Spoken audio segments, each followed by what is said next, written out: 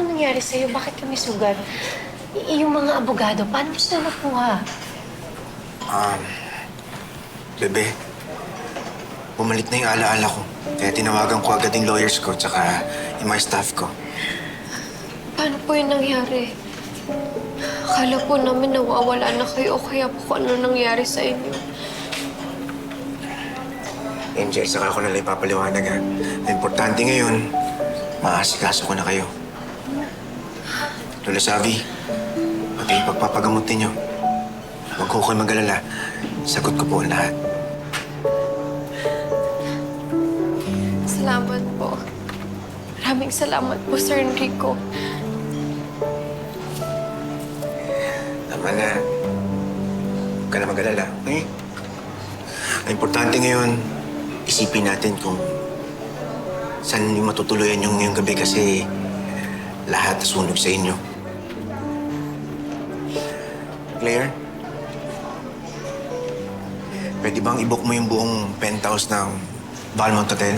At gusto ko bigyan mo ng driver si na Angel at staff para pag may mga kailangan sila, mabibigay agad.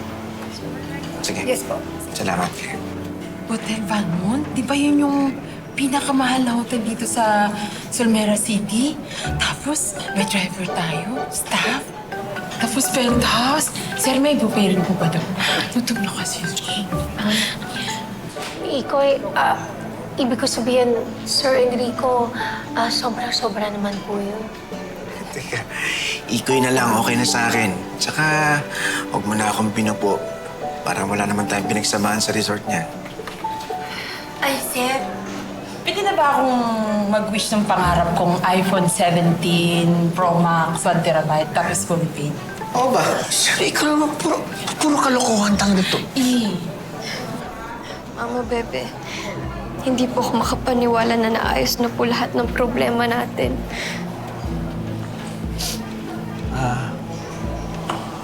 Paano naman si Serena? Nagkita na ba kayo? Anong plano mo? Makipag-iwalay na ako sa kanya.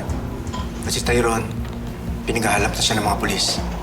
At kung may kinalaman si Serena sa plano sa akin pagpatay, kailangan niya rin managot sa batas. Hi, babes! Ngayong August 1 na ang You're My Favorite Song Fan Meet. Nakasecure ka na ba ng tickets? Kung hindi pa, make sure to check GMA Public Affairs social media pages to know more. Dahil maraming performances at freebies kagaya ng exclusive photos, stickers, at posters. Kaya tara na! Punuin natin ang SM North EDSA Skydome ng tawanan at panibagong memories. See you, babes!